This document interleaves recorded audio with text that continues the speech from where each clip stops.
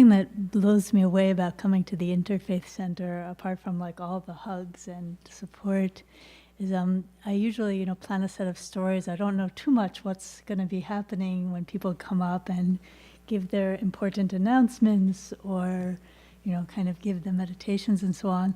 But it always seems to resonate, and so that's pretty cool. It's like we're all traveling on the same wavelength. So what I'm going to share today is a set that I shared recently from a performance called Fight Like a Girl. And we talked about, basically one thing was confronting hate or hostility with affection and love. And you don't have to be a girl to do that. And the day came when the risk to remain tight in a bud was more painful than the risk it took to blossom.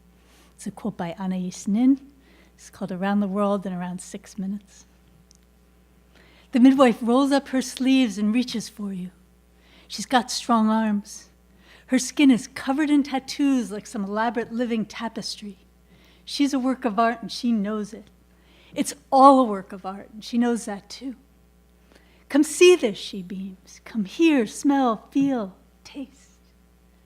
She loves to dance Afro-Cuban, Latin, Congolese, loves to laugh, and her eyes crinkle when she does, making her look ancient, even as a girl. And in these ancient eyes, one can see generations of midwives before her, women of every continent, of every color, culture, tongue, and song, women through all space and time. She walks everywhere, eats food from strangers' hands, falls back into their arms.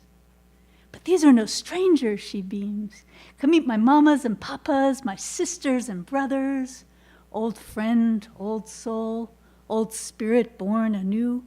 Come on out and breathe your first breath in this world I call home.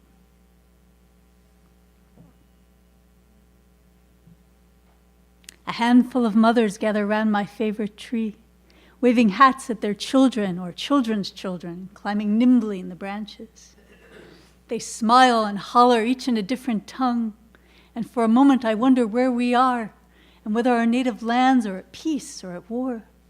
But these mothers of nations stand firm beneath our tree, waving colorful knit caps like the flags of a country where nothing matters more than a child's warm ears.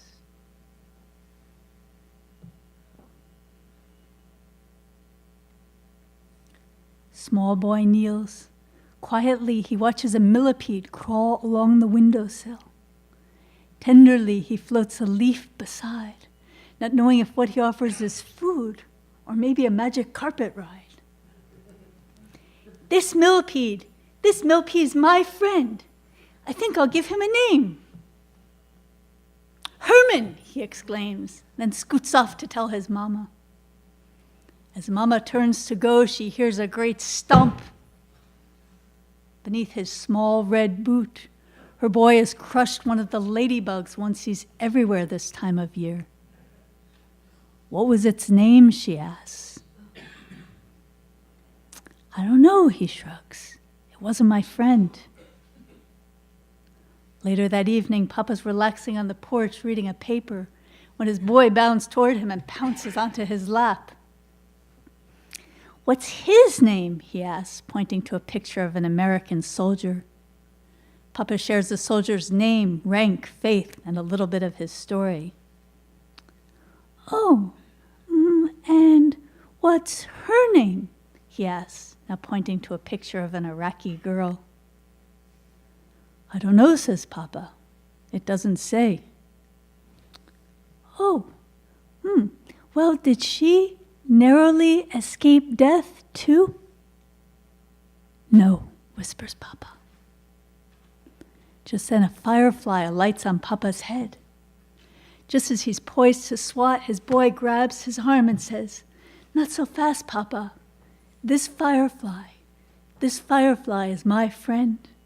Her name is Candle, just like the girl.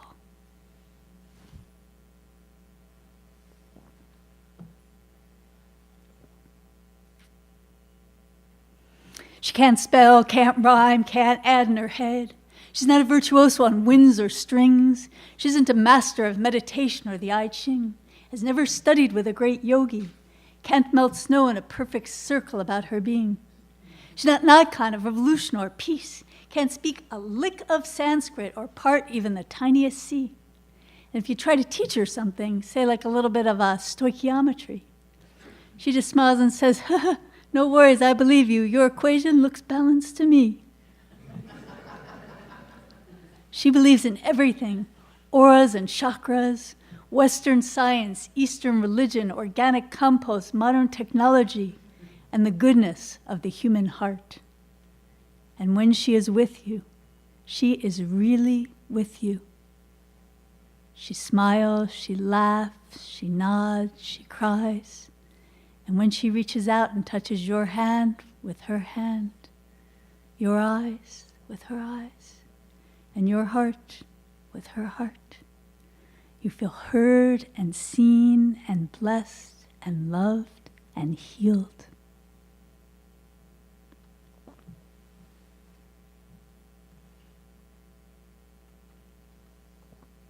Before a leaf of grass was fabled to be no less than the journey work of the stars, before a man, a poet, celebrated himself and sang himself and contradicted himself and was large and contained multitudes or anything at all, there was a tribe in Africa where each child was born with a song. The tribe sang this song to the child at birth, at birthdays, at each rite of passage, when she became a woman, when he became a man. And if ever the child, the woman, or the man did transgress, the whole tribe would form a circle around her, around him, and sing her song, sing his song. Imagine how different would be our own society if we too visited all the birthing rooms, all the celebrations, all the corners of all the timeouts, all the principal's offices, all the prisons, all the streets, joined hands in a circle and sang each child's song, each woman's song, each man's song.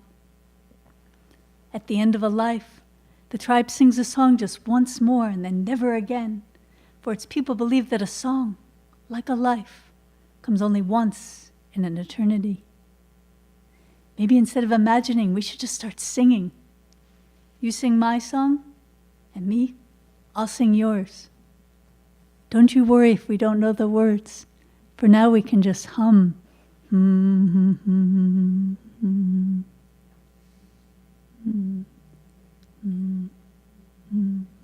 Lovely. And in time, the words will come. Thank you. Namaste.